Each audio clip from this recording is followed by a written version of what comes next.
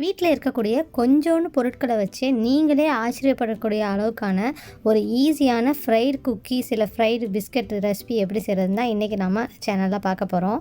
இந்த குக்கீஸ்க்கு நான் முட்டை யூஸ் பண்ணல. ஸோ நீங்கள் வெஜிடேரியனாக இருந்தால் கண்டிப்பாக இந்த ரெசிபி அப்படிங்கிறத வீடியோவை ஸ்கிப் பண்ணாமல் முழுசாக பாருங்கள். வாங்க வீடியோக்குள்ளே போகலாம்.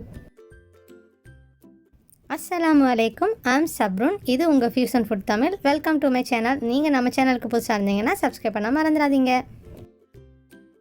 இது செய்கிறதுக்கு நான் ஒரு க்ளீனான பவுல் எடுத்து வச்சுருக்கிறேன். அதில் நம்ம 300 கிராம் அளவுக்கு மைதா ஆட் பண்ணிக்கிடலாம். மைதா உங்களுக்கு கெட்டிப்படுற மாதிரி இருந்தால் நல்லா சலிச்சு அதை ஆட் பண்ணிக்கிறேங்க. அது கூடவே 1 டேபிள் ஸ்பூன் அளவுக்கு கார்ன்ஃப்ளவர் ஆட் பண்ணிக்கிறேங்க. 1 டேபிள் ஸ்பூனுங்கிறது 15 கிராம் அளவுக்கு வரும் என்னோடய டேபிள் ஸ்பூனில். அடுத்ததாக சுகரை பவுடர் பண்ணி ஒரு 100 கிராம் எடுத்து வச்சுருக்கிறேன். இப்போ இது மூணையும் ட்ரை இன்க்ரீடியன்ஸாக இருக்கிறதுனால இதை நல்லா மிக்ஸ் பண்ணிக்கிடலாம். நீங்கள் சுகர் பவுடர் பண்ணாமல் போட்டிங்க அப்படின்னா மிக்ஸ் பண்ணையில் அந்த சுகர் அப்படியே கிடக்கும். அதனால தான் நான் பவுடர் பண்ணி ஆட் பண்ணுறேன். அடுத்ததாக இது கூடவே வெனிலா எசன்ஸ் ஒரு அரை டீஸ்பூன் ஆட் பண்ணிக்கிறேன். அது கூடவே மில்க் 30 கிராம் ஆட் பண்ணுறேன். அடுத்ததாக பட்டர் ஒரு 4 டேபிள் ஸ்பூன் ஆட் பண்ணுறேன். நான் இன்றைக்கி சால்டர் பட்டர் தான் யூஸ் பண்ணியிருக்கேன். நீங்கள் நார்மலான ப்ளெயின் பட்டர் ஆட் பண்ணிங்க அப்படின்னா நீங்கள் ஒரு அரை டீஸ்பூன் அளவுக்கு சால்ட் ஆட் பண்ணிக்கிட்டு அதை நல்லா மிக்ஸ் பண்ணிக்கிறங்க. நீங்கள் ஸ்பேச்சுலா இல்லைனா கையை விட்டு கூட நல்லா மிக்ஸ் பண்ணிக்கிறங்க. கையை விட்டு மிக்ஸ் பண்ணிங்கன்னா நல்லா பட்டர் எல்லா மாவோடையும் மிக்ஸ் ஆயிரும். நம்ம பட்டரோட மிக்ஸ் பண்ணி க்ரம்பிள் மாதிரி பண்ணதுக்கப்புறம் அதில் கொஞ்சம் கொஞ்சமாக தண்ணியை ஆட் பண்ணிக்கிறேங்க. எனக்கு ஒரு 50 to 75 கிராம் அளவுக்கு தான் எனக்கு வாட்டர் தேவைப்பட்டுச்சு. கொஞ்சம் கொஞ்சமாக, ஏன்னா பட்டர் ஆல்ரெடி ஆட் பண்ணியிருக்கனால கொஞ்சம் கொஞ்சமாக ஆட் பண்ணி இந்த மாதிரி மாவு சாஃப்டான பதத்தில் நல்லா பிசைஞ்சுக்கிறேங்க. மாவு நல்லா பிசைஞ்சதுக்கப்புறம் இதை ஒரு துணி போட்டு நல்லா மூடி வச்சுருங்க. இல்லைனா நான் இன்றைக்கி டவல் டிஷ்யூ யூஸ் பண்ணுறேன். அதை வச்சு நல்லா கவர் பண்ணி ஒரு 15 மினிட்ஸ் இதை ரெஸ்ட் பண்ண விட்டுடலாம்.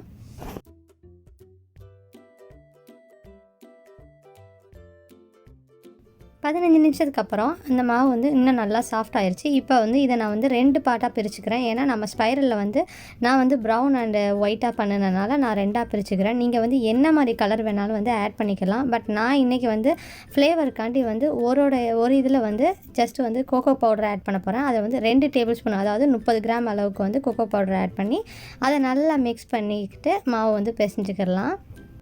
கோகோ பவுடர் ஆட் பண்ணதுக்கப்புறம் உங்களுக்கு ரொம்ப மாவு கெட்டியாக இருக்கிற மாதிரி இருந்துச்சுன்னா லைட்டாக தண்ணி ஆட் பண்ணி மிக்ஸ் பண்ணிக்கிறங்க. மிக்ஸ் பண்ணால் இந்த மாதிரி தான் இருக்கும்.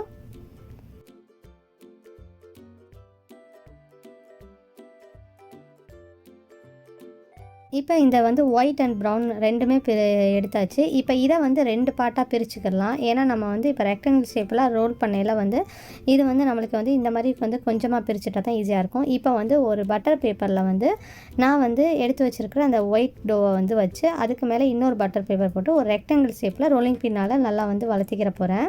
நீங்கள் பட்டர் பேப்பருக்கு பதிலாக உங்களுக்கு பிளாஸ்டிக் எதுவுமே இருந்தால் கூட அதில் கூட வச்சு நீங்கள் இந்த மாதிரி வளர்த்திக்கலாம். ஸோ ஃபஸ்ட்டு ரெக்டாங்கிள் ஷேப்பாக வேணும் உங்களுக்கு. அது கரெக்டாக இல்லைனாலும் பரவாயில்ல, நம்ம கட் பண்ணிக்கலாம். ஸோ ஓரளவுக்கு உங்களுக்கு நீளமாக வர மாதிரி பண்ணிக்கிறங்க. அடுத்ததாக அதை தனியாக எடுத்து வச்சுட்டு அதே மாதிரி இன்னொரு பட்டர் பேப்பரில் நம்ம சாக்லேட் டோவையும் வச்சு அதையும் அந்த மாதிரி ரெக்டாங்கிள் ஷேப்பில் வர மாதிரி ஓரளவுக்கு அதுக்கு மேலே இது வைக்கிற அளவுக்கு சேமான ஷேப்பில் இருக்கிற மாதிரி பண்ணிக்கலாம். ஏன்னா நம்ம லாஸ்ட்டாக கட் பண்ணிக்கலாம். So no problem. ஸோ நீங்கள் ஷேப் இப்படி தான் இருக்கணும் இல்லை, அது ஓரளவுக்கு அந்த ரெக்டாங்கிளை நம்மளுக்கு தேவைப்படுற அளவுக்கு வேணுங்கிற அளவுக்கு நீங்கள் பண்ணிக்கிறங்க. இந்த ப்ரௌன் டோக்கு மேலே லைட்டாக வாட்டர் அப்ளை பண்ணிவிட்டு நம்ம ஏற்கனவே செஞ்சு வச்சுருந்த ஒயிட் டோவையும் அது மேலே வச்சு லைட்டாக இப்படி வளர்த்தி விட்டுட்டு அந்த பட்டர் பேப்பர் மேலே உள்ளதை ரிமூவ் பண்ணிவிட்டு இப்போ நம்ம ஒரு ரெக்டாங்கிள் ஷேப்பில் கட் பண்ணி எடுத்துக்கலாம். ஏன்னா நான் அந்த ரோல் பண்ணையில் ரெக்டாங்கிள் ஷேப்பில் இருந்தால் கரெக்டாக இருக்கும் நம்மளுக்கு. இப்போ ரெக்டாங்கிள் ஷேப்பில் இதானதுக்கப்புறம் லைட்டாக அப்படியே நீங்கள் அப்படியே சுருட்டி விட்டுட்டே வந்தீங்க அப்படின்னா அந்த ஸ்பைரல் ஷேப்பில் இருக்கிற மாதிரி வரும். நம்ம நல்லா சுருட்டினதுக்கப்புறம் அந்த ஓரங்களில் அந்த சமமாக இருக்காது. ஸோ அதை நீங்கள் கட் பண்ணி விட்டுடலாம். இப்போ நான் கட் பண்ணுற மாதிரி இந்த மாதிரி கட் பண்ணி விட்டுருங்க.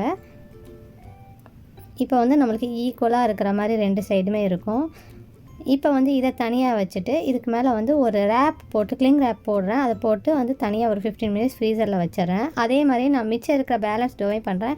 லாஸ்ட் இதில் நான் வந்து கீழே வந்து ப்ரௌன் வச்சுருந்தேன். இப்போ வந்து நான் ஒயிட் வச்சுட்டு வாட்டர் அப்ளை பண்ணி மேலே வந்து அந்த ப்ரௌன் டோவையும் வச்சு அந்த ரெக்டாங்கிள் ஷேப்பில் வச்சுட்டு மேலே வந்து கவர் பண்ணி இன்னொரு தடவை லைட்டாக வளர்த்திக்கிறேன். ஏன்னா அது கொஞ்சம் மொத்தமாக இருந்துச்சு. நீங்கள் உங்களுக்கு தெரியும் அந்த மாவு மொத்தமாக இருக்கிற மாதிரி இருந்துச்சுன்னா அந்த ஸ்லைசஸை நீங்கள் கொஞ்சம் வந்து ரோலிங் பின்னாக தான் வந்து தின் பண்ணி அதுக்கப்புறம் வந்து வாட்டர் அப்ளை பண்ணி இந்த மாதிரி வந்து மறுபடியும் வந்து இது பண்ணிக்கிடலாம், அந்த சுருட்டி விட்டுக்கலாம். இந்த டோ வந்து நீங்கள் வந்து குக் பண்ணாமல் சும்மா சாப்பிடவே அவ்வளோ சூப்பராக இருக்கும். இது செஞ்சிட்ருக்கையே என்னோடய கிட்ஸ் வந்து சும்மா வெறும் வாயிலேயே வாங்கி சாப்பிட ஆரம்பிச்சிட்டாங்க. நான் இது பண்ணதுக்கப்புறம் இதையுமே வந்து கிளிங் ரேப்பில் வச்சு நல்லா வந்து ரோல் பண்ணிவிட்டு இதையும் வந்து ஃப்ரீசரில் வந்து ஒரு 15 மினிட்ஸ் வந்து 15 மினிட்ஸ் இல்லை 3 ஹவர்ஸ் வைக்கணும். 3 ஹவர்ஸ் ஆயிடுச்சு. இப்போ 3 ஹவர்ஸ்க்கு அப்புறம் நான் வந்து எடுத்துகிட்டு ஃபஸ்ட்டு நான் வந்து செஞ்சு வச்சுருந்தேன் அந்த ஒயிட் டோவை எடுத்து அதை வந்து ஸ்லைசஸாக கட் பண்ணிக்கிடலாம். உங்களுக்கு வந்து அந்த குக்கீஸ் வந்து தின்னாக வேணுமா திக்காக வேணுமாங்கிறத பொறுத்து நீங்கள் கட் பண்ணிக்கலாம்.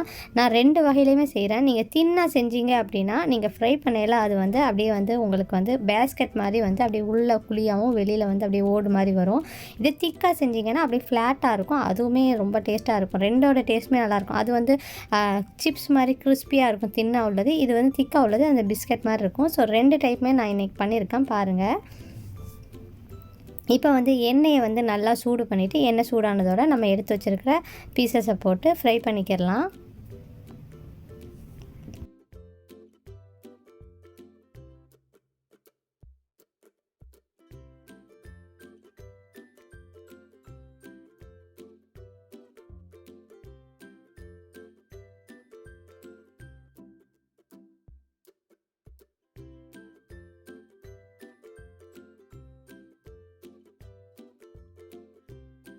பெரட்டி விட்டு அப்படியே நல்லா வந்து ஃப்ரை பண்ண அது வந்து லைட்டாக கிறிஸ்பி ஆகி வரும்.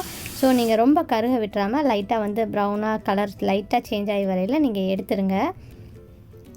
இப்போ நம்மளோட குக்கீஸ் ரெடி ஆயிடுச்சு. ஃப்ரை பண்ணுற டைமில் ஃப்ளேமை மட்டும் கரெக்டாக வச்சுக்கிறோங்க, இல்லாட்டா வந்து ரொம்ப தீஞ்சு போயிடும். நான் வந்து இன்றைக்கி வந்து நம்ம செய்யலை வந்து ஓரங்களை கட் பண்ணையில் அது வந்து மிக்ஸ்டாக இருந்த ஸ்பைரல் இருக்குது அதெல்லாம் நல்லா மிக்ஸ் பண்ணிவிட்டு திரும்ப அதிலேயே ரோல் பண்ணேன். ஸோ அதுவும் இது வந்து அப்படி ப்ரௌன் கலராக வந்து பண்ணியிருந்தேன். அதுவுமே சூப்பராக வந்துருந்துச்சு. ஸோ நான் பிக்சரில் அது வரும் பாருங்கள்.